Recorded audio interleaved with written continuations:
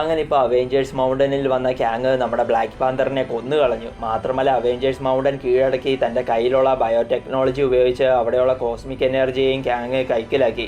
മാത്രമല്ല ഇപ്പോൾ ലോകത്തിൻ്റെ പല ഭാഗത്ത് ബയോടെക്നോയിഡ്സിനോട് അവെഞ്ചേഴ്സ് ഫൈറ്റ് ചെയ്തുകൊണ്ടിരിക്കെ ആ ബയോടെക്നോയിഡ്സ് എല്ലാം പെട്ടെന്ന് ഒരു ആൻറ്റിന അഥവാ ടവറായി രൂപം മാറുകയാണ്. ആ ടവറിൻ്റെ പേരാണ് പൈലോൺ. അങ്ങനെ ഇപ്പോൾ ബയോടെക്നോയിഡ്സ് പൈലോണായി രൂപം മാറിയത് കണ്ട് അവെഞ്ചേഴ്സ് നോക്കി നിൽക്കെ ഇപ്പോൾ ഭൂമിയിൽ മറ്റൊരു കാര്യം സംഭവിക്കുകയാണ്. അതെന്താണെന്ന് വെച്ചാൽ ഇപ്പോൾ ക്യാങ് വളരെ നൂറ്റാണ്ടുകൾക്ക് മുമ്പ് ജീവിച്ചിരുന്ന ഡിനോസറുകളെയും അവയുടെ വർഗത്തിൽപ്പെട്ട മറ്റ് ജീവികളെയും പണ്ടത്തെ രാജാക്കന്മാരെയും പടയാളികളെയും എല്ലാം ഇപ്പോൾ ഭൂമിയിൽ തിരിച്ചു കൊണ്ടുവരികയാണ്. മാത്രമല്ല ഫ്യൂച്ചറിൽ നിന്ന് വലിയ വലിയ റോബോട്ട്സിനെയും പിന്നെ ഏലിയൻസിനെയും വില്ലന്മാരെയും എല്ലാം കൊണ്ടുവന്ന് അവെഞ്ചേഴ്സിനെ അറ്റാക്ക് ചെയ്യുകയാണ്.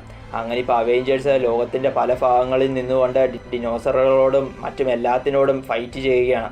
അതിനിടയിൽ നമ്മുടെ അയൺമാൻ അവെഞ്ചേഴ്സിനോട് ചില കാര്യങ്ങൾ പറയുന്നു. അതെന്താണെന്ന് വെച്ചാൽ അവെഞ്ചേഴ്സ് മൗണ്ടൻ എന്ന ബിൽഡിങ് ഒരു സെലസ്റ്റേലിയൻ്റെ മൃതദേഹമാണല്ലോ. അതുകൊണ്ട് തന്നെ അതിൻ്റെ ഉള്ളിലുള്ള പവേഴ്സ് മുഴുവൻ തൻ്റെ ബയോടെക്നോളജി ഉപയോഗിച്ച് ക്യാങ് കീഴടക്കിയിട്ട് അവെഞ്ചേഴ്സ് മൗണ്ടനെ ഒരു ടൈം ബ്രേക്കിംഗ് ഡിവൈസാക്കി മാറ്റിയിരിക്കുകയാണ്. ആ ടൈം ബ്രേക്കിംഗ് ഡിവൈസ് ഉപയോഗിച്ചാണ് പല നൂറ്റാണ്ടുകളിലുള്ളവരെയെല്ലാം ക്യാങ് ഇപ്പോഴുള്ള സമയത്തിലേക്ക് കൊണ്ടുവന്നത്.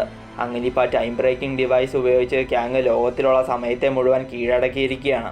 മാത്രമല്ല അവെഞ്ചേഴ്സ് മൗണ്ടനിൽ ഇരുന്ന ആദ്യത്തെ ബയോടെക്നോയിഡിൻ്റെ ആ മെമ്മറി കോർ ഒരു ബയോടെക്നോയിഡ് വൈറസ് ആയിരുന്നുവെന്നും അതുപയോഗിച്ചാണ് ക്യാങ് അവെഞ്ചേഴ്സ് മൗണ്ടനെ ടൈം ബ്രേക്കിംഗ് ഡിവൈസാക്കി മാറ്റിയതെന്നും ഇതെല്ലാം ക്യാങ്ങിൻ്റെ പ്ലാൻ ആയിരുന്നുവെന്നും അയൺമാൻ ബാക്കിയുള്ളവരോട് പറയുകയാണ്.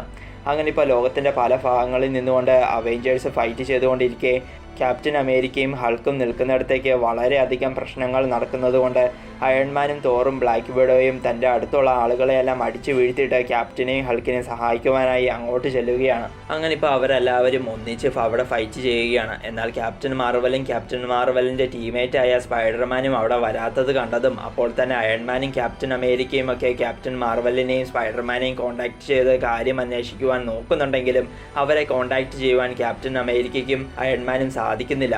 അത് കണ്ടതും ക്യാപ്റ്റൻ മാർവലും സ്പൈഡർമാനും ഏതെങ്കിലും ഡിനോസറിനോടോ ഏലിയൻസിനോടോ ഭയങ്കരമായി ഫൈറ്റ് ചെയ്തുകൊണ്ടിരിക്കുമായിരിക്കുമെന്ന് ക്യാപ്റ്റൻ അമേരിക്കയും ബാക്കിയുള്ളവരും ചിന്തിക്കുകയാണ്. ക്യാപ്റ്റൻ മാർവലിനും സ്പൈഡർമാനും ഒന്നും സംഭവിച്ച് കാണരുതേ എന്ന് അവരെല്ലാവരും പ്രാർത്ഥിക്കുകയും ചെയ്യുന്നു. പക്ഷേ ഇതേ സമയം ക്യാപ്റ്റൻ അമേരിക്കയും ബാക്കിയുള്ളവരും നിൽക്കുന്നിടത്ത് ഏലിയൻസും റോബോട്ട്സും ഡിനോസറും എല്ലാം കൂടുതലായതിനാൽ ക്യാപ്റ്റൻ അമേരിക്കയും ബാക്കിയുള്ളവരും ഭയങ്കര പാടുപെട്ടാണ് അവരോടെല്ലാം ഫൈറ്റ് ചെയ്യുന്നത്.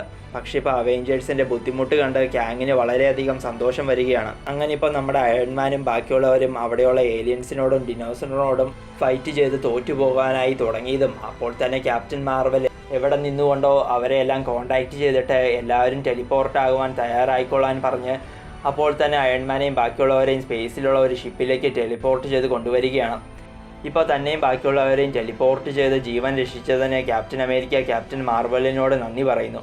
അപ്പോൾ തന്നെ ക്യാപ്റ്റൻ മാർവൽ നന്ദി പറയേണ്ടത് തന്നോടല്ല എന്നും നമ്മളെ സഹായിക്കാൻ മനസ്സ് കാണിച്ച ആളിനോടാണെന്നും ഇത് അയാളുടെ ഷിപ്പാണെന്നും ക്യാപ്റ്റൻ മാർവൽ പറയുകയാണ്.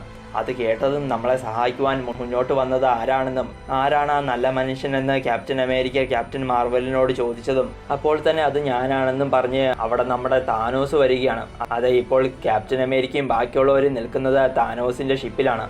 ഇപ്പോൾ താനോസ് നിങ്ങളെല്ലാവരെയും കണ്ടതിൽ തനിക്ക് ഒരുപാട് സന്തോഷമുണ്ടെന്നും നിങ്ങളുടെ ശത്രുവായ ക്യാങ് എൻ്റെയും ശത്രുവാണെന്നും നമുക്കെല്ലാവർക്കും ഒന്നിച്ചു നിന്ന് അവനെ അങ്ങ് കൊല്ലാമെന്നും അതിനു മുമ്പ് ആരാണ് ഈ ക്യാങ് എന്ന് തനിക്ക് പറഞ്ഞു തരണമെന്നും താനോസ് അവെഞ്ചേഴ്സിനോട് പറയുകയാണ്.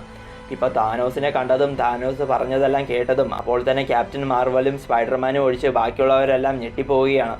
കാരണം ക്യാപ്റ്റൻ മാർവലും സ്പൈഡർമാനുമാണ് താനോസിനെ കോൺടാക്റ്റ് ചെയ്ത് സഹായം ചോദിച്ചത്. അങ്ങനെയാണ് ഭൂമിയിൽ നിന്നും അവരെയെല്ലാം താനോസ് തൻ്റെ ഷിപ്പിലേക്ക് കൊണ്ടുവന്നത്. മാത്രമല്ല ഇപ്പോൾ വേറെ ഏതോ ഒരു സ്ഥലത്ത് ജീവനോടെ നിൽക്കുന്ന നമ്മുടെ ബ്ലാക്ക് പാന്തറിനെയാണ് കാണിക്കുന്നത്. പുള്ളി ഇപ്പോൾ ഒരു ഉറക്കത്തിൽ നിന്നും എഴുന്നേറ്റതുപോലെ ഞാൻ മരിച്ചില്ലേ എന്നും തനിക്ക് എന്താണ് സംഭവിച്ചതെന്നും താൻ എവിടെയാണെന്നും സ്വയം ചോദിച്ചതും അപ്പോൾ തന്നെ ആരോ ഒരാൾ ബ്ലാക്ക് പാന്തറിനോട് നമുക്ക് ഒരുപാട് കാര്യങ്ങൾ സംസാരിക്കാനുണ്ടെന്ന് പറയുകയാണ്.